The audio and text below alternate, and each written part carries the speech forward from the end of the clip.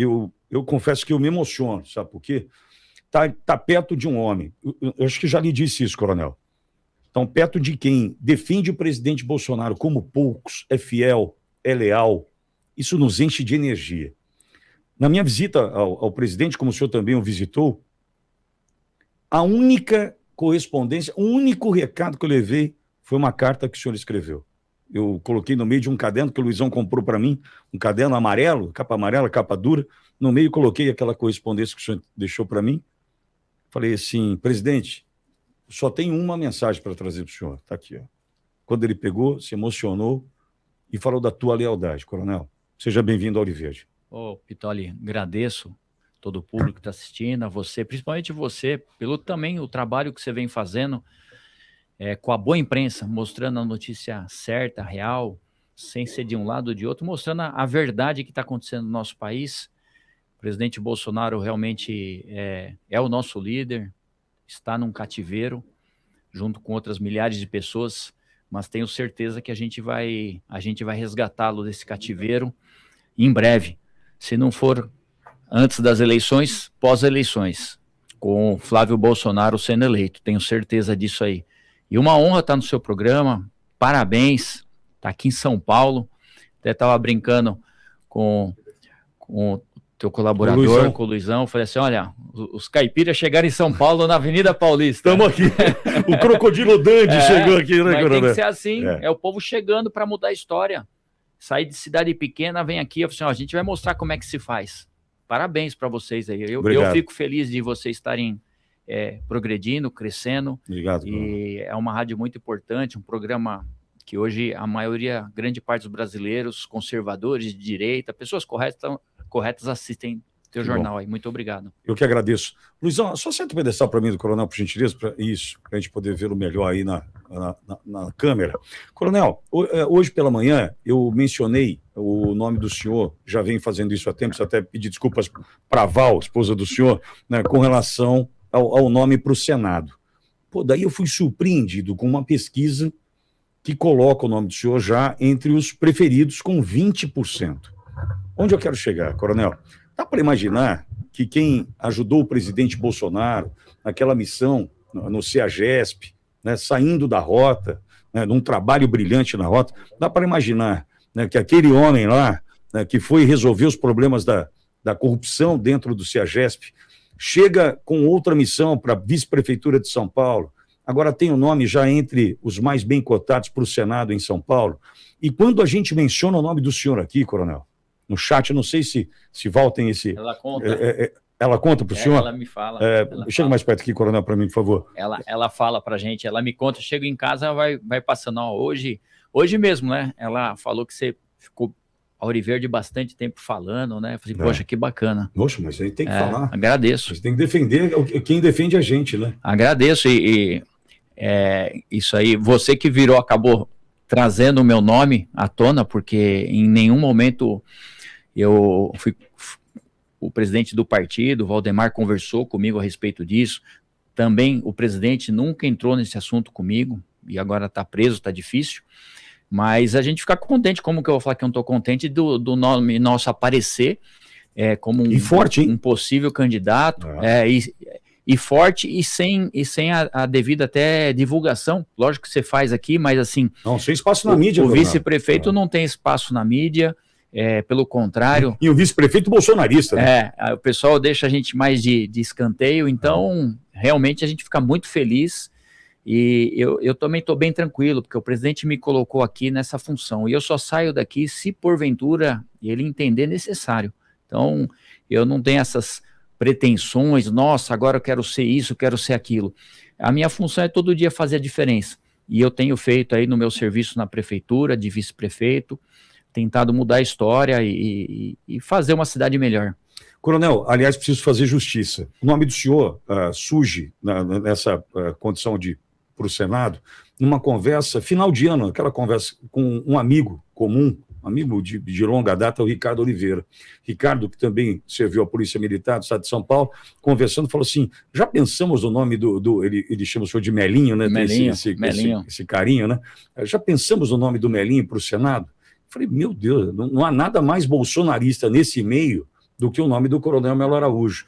Leal, fiel, de princípios e com resultados comprovados. Não só no CEAGESP, mas também na condição de vice-prefeito. Ou seja, não é um franco atirador, quem está chegando agora nunca ouvi dizer, não, já tem uma história, né, na vida pública, desde a Polícia Militar e por onde já passou, né, Coronel?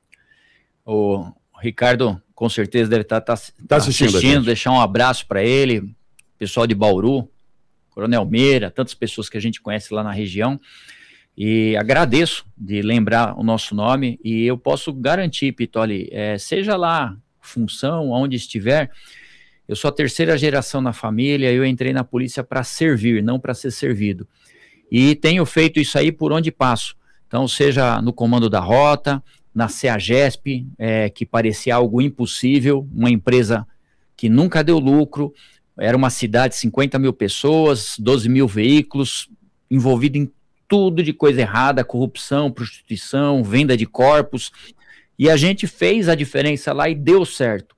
Então, não importa o lugar e a função, se cada brasileiro fizer a diferença onde está, a gente muda o nosso país. Às vezes um funcionário da prefeitura que está lá numa função interna, lá trabalhando, e ele detecta algo de errado, essa pessoa pode ajudar muito. A gente precisa moralizar as coisas. Eu acho que o maior problema hoje do país é a corrupção, sem sombra de dúvida. E então, uma pessoa não vai resolver, mas várias pessoas bem intencionadas juntas, a gente muda a história. Coronel, tem como estabelecer um paralelo entre CEAGESP e a vice-prefeitura de São Paulo? Tem sim. A CEAGESP é uma cidade menor, mas com todos os problemas que tem numa cidade grande. Então, nós tínhamos grandes problemas relacionados à corrupção, roubo, prostituição, corrupção, cargos políticos, isso aí se encaixa numa prefeitura. Não estou falando de São Paulo, qualquer uma, inclusive São Paulo, porque a pessoa que pega e afirmar aqui não tem sacanagem, está mentindo. Porque eu pego São Paulo, onde eu estou, 133 mil funcionários diretos. Não estou contando terceirizados. A prefeitura? De São Paulo, da cidade de São Paulo. Meu Deus, uma cidade de funcionários. Terceiro maior orçamento do país. Perde para a União, perde para o governo do estado e depois é a cidade de São Paulo. Terceiro maior orçamento. Você acha que não tem nada de errado acontecendo? Mas é lógico que tem. E a gente tem que ir cortando. Cada vez que é detectado, nós temos que ir fazendo essa limpeza. Eu falo assim, né? Um jornalista uma vez falou, e eu gostei do termo que ele usou, né? A corrupção é como se fosse as unhas. Todo dia tem que ser aparada. Eu estava no governo Bolsonaro, à frente da CEAGESP. O governo era dele. E tinha coisa errada na CEAGESP. O presidente falou assim, pode fechar a torneira, pode expor para a imprensa. E assim eu fazia. Os casos de corrupção que eu peguei lá, fui para a mídia falar, ou seja, mostrando que a gente não aceita, fomos arrumando a casa, mandando documentos para o Ministério Público Federal, Polícia Federal, para moralizar. Ali era tudo que tinha de corrupção, estava concentrado ali, milhões e milhões de desvios. E nós moralizamos. Eu acho que é isso que o país está precisando. A gente precisa de líderes que realmente ponham a mão na massa e não como a gente acompanha muito. Finge que não está vendo, que esse é o sistema. Finge que não está vendo quando não participa também. Entendeu? É isso que acontece no nosso país. Você consegue ver governadores, prefeitos, colocando a mão nessa sujeira e falar assim, olha, peguei isso aqui, é só quando explode na imprensa. Aquela frase, não, olha, não rouba, mas deixa roubar. Por isso que o país não vai para frente, a gente não pode aceitar mais isso. Essa sacanagem acontecendo e as pessoas fingirem que, finge que não está vendo que é melhor. Não, está acontecendo e a gente tem que ir para cima e escrachar. Cada caso que for detectado tem que escrachar para a pessoa começar a ter medo, vergonha na cara. Eu acho que é assim que a gente arruma o nosso país. Sem dúvida. Agora, Coronel, quando o senhor foi indicado para o CEAGESP, para a CEAGESP ou para o CEAGESP? É para a CEAGESP. Para a CEAGESP. Quando o senhor foi indicado para a CEAGESP, o senhor já tinha um diagnóstico, já tinha um raio-x, já sabia o que acontecia, ou precisou estar na CEAGESP para então identificar os problemas da CEAGESP, então passar a agir. Por quê? O senhor pegou um bastão de um outro governo e assumiu uma bomba, um problemaço. Porque é importante, eu sempre peço para o senhor repetir, coronel, quais foram os problemas identificados, em especial com relação à corrupção, as pessoas, o que elas enfrentavam, do carrinho, do café. Sabe por que eu peço para o senhor repetir? Porque essa é a realidade do Brasil. É muito triste. E repetir o óbvio, às vezes é necessário. Quando o senhor assume a CEAGESP, o senhor, então, já sabia do que tinha lá dentro ou teve que fazer esse diagnóstico? Quando o presidente fez o convite, Pitoli, Melo, preciso de você, eu falei assim, vai precisar para algum cargo aí, Força Nacional, alguma coisa relacionada à segurança pública, né? E aí me surpreendeu, eu preciso de você à frente da CEAGESP. Eu tive o respeito com o presidente, falei assim, presidente, eu posso pensar que eu preciso entender o que é a CEAGESP, como é que eu vou assumir um compromisso se eu perceber que eu não tenho capacidade para a função? Aí joguei no Google. E quando você jogava no Google, naquela época que eu assumi em 22, só aparecia coisas relacionadas à corrupção, prostituição, tráfico, tudo de desgraça. Dentro da CEAGESP? Dentro da CEAGESP. Jogar no Google e pesquisar, era só isso que tinha, não tinha mais nada. Eu falei assim, entendi, o presidente quer um gestor com características que tenha vindo da polícia para botar ordem nessa bagunça toda. Aí eu entrei em contato com o presidente, falei assim, presidente, eu vou aceitar esse desafio, porque eu estou vendo o que é isso e eu consigo arrumar para o senhor. Então eu cheguei lá e nós fomos moralizando. E eu vou dar um exemplo para vocês da minha primeira ação que eu fiz na CEAGESP. Poucas pessoas sabem. Foi no meu segundo dia de trabalho. Cheguei lá no primeiro dia, aquela apresentação formal para todo mundo. No segundo dia, a rota tem muita confiabilidade. E eu vim da rota. Sim. Uma pessoa me manda uma carta falando assim, coronel, pegue uma nota fiscal de R$12.500. Se eu não me engano, era R$12.500. Uma nota de elétrica feita na tua sala, na presidência.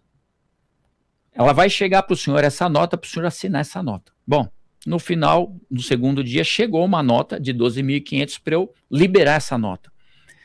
Peguei a nota e vi lá, serviço de elétrica feita na sala da presidência.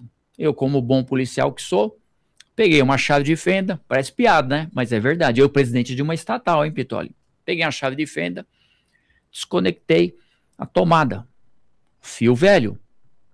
Peguei, olhei para os lustres, tudo antigo. Eu falei assim, mas onde que gastaram 12.500 aqui? Chamei o diretor operacional, falei assim, me fala um negócio. O que é essa nota aqui que saiu da diretoria dele para eu assinar? Falei assim, é um serviço de elétrica na sua sala. Não, isso está escrito. Mas que serviço foi feito?